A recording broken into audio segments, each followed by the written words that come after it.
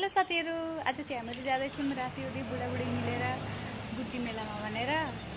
यो मेला चाहिँ रौतामा लाग्छ र म चाहिँ कहिले पनि गएकी छिन र अहिले चाहिँ जान आँटेका हामीहरु कस्तो नि हुँदो रहेछ भनेर हेर्नलाई। तपाई पनि हेर्दै जानु, देखाउँदैछु म तपाईहरुलाई पनि।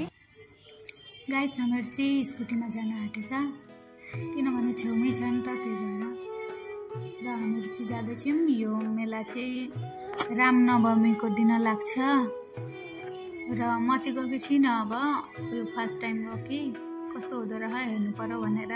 गाडीमा तेल पनि थिएन अनि भराउनु भयो यहाँ डिपुमा पसेर, पाटामै पर्छ र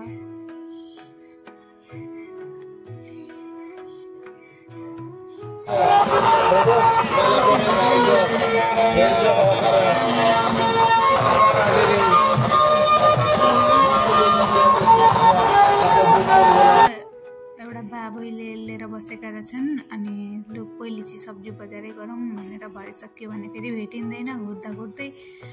र सब्जी बजार गऱ्यौँ पहिले अनि यतातिर हेरेका हेर्नु न, बच्चाहरूका खेलाउने सामानहरू कति राम्रा राम्रा रहेछन्।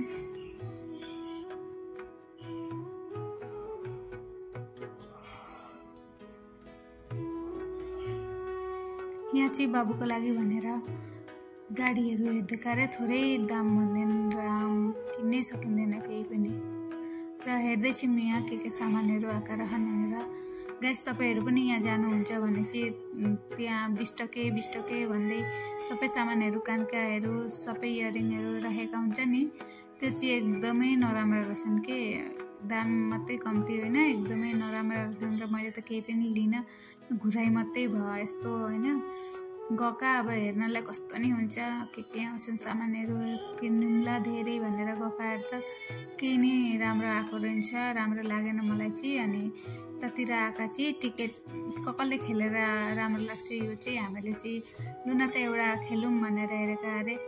लु 30 रुपियाँको एउटा काहीँ पो भेट्यो त, टिकटको दाम चाहिँ 30 रुपियाँ अरे।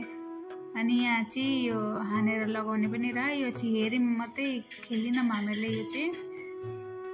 र यहाँ खेलाहरू खेल्ने पनि आएका थिए र बाबुको लागि चाहिँ यहाँ आएर लास्टमा हामीले गाडी लियौँ र पानीपुरी खानु पर्यो भनेर पानीपुरी खायौँ।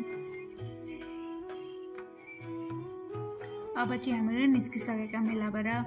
आजको भिडियो यति नै, बाई बाई। कस्तो लाग्यो भनिदिनु।